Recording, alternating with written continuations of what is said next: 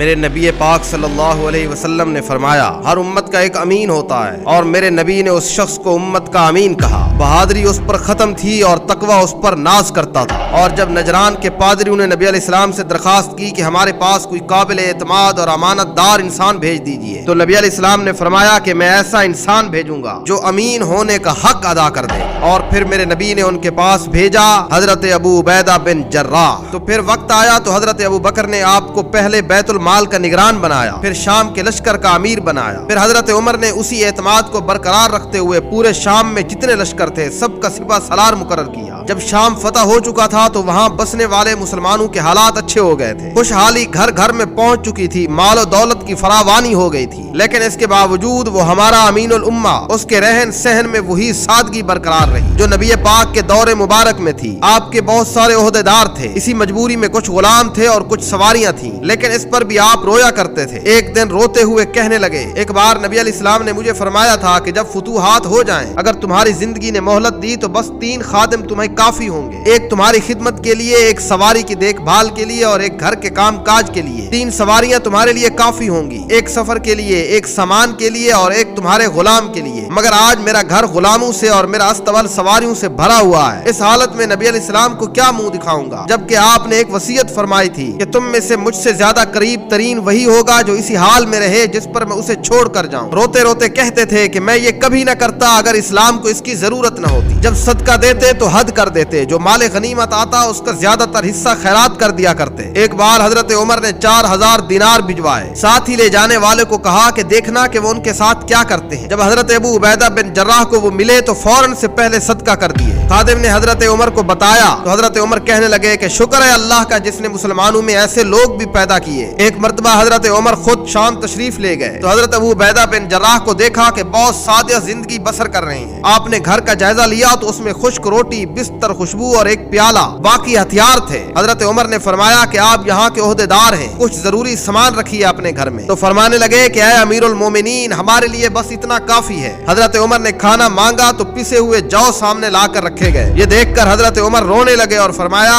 ابو عبیدہ تمہارے سوا ہم سب کو دنیا نے بدل دیا۔ حضرت عمر فرمایا کرتے تھے کہ میری خواہش ہے کہ ابو عبیدہ جیسے لوگوں سے میرا گھر بھرا ہوا ہو، اور آخرت کے خوف کا یہ عالم تھا کہ کہتے تھے کہ کاش میں راکھ ہوتا اور ہوائیں مجھے بکھیر دیتی۔ مطلب یہ کہ آخرت میں بچنے کا کوئی بہانہ مل جاتا۔ طاعون کی وبا کی وجہ سے 58 سال کی عمر میں وفات پائی اور آج اردن کے علاقے میں آرام کر رہے ہیں، اور بزبان حال یہ کہہ رہے ہیں کہ مسلمانوں اگر تمہیں ترقی کرنی ہے تو تمہیں میرے جیسے حکمرانوں کو چننا پڑے گا۔